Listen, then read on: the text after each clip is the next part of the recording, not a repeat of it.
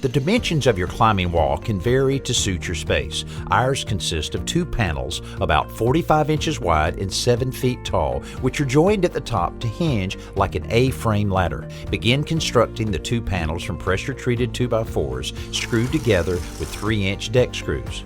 The vertical 7-foot pieces are on the outside with the horizontal pieces attached about 6 inches in from either end of the verticals. One panel should be 3 inches narrower than the other so that it'll fit between the verticals of the other panel.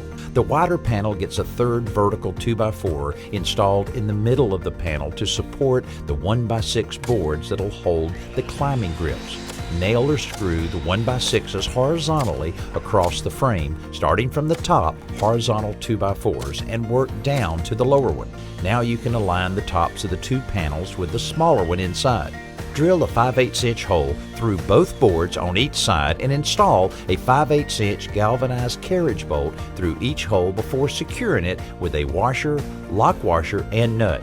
Spread out the cargo net in the opening of the smaller panel so you can mark the locations for the rope that secure it. We're drilling 5/8 inch holes to thread the rope through and tie it off. Finally, you're ready to attach the climbing grips to the larger panel. We begin with random holes drilled all over the surface before attaching the climbing grips with the supplied bolts and T-nuts.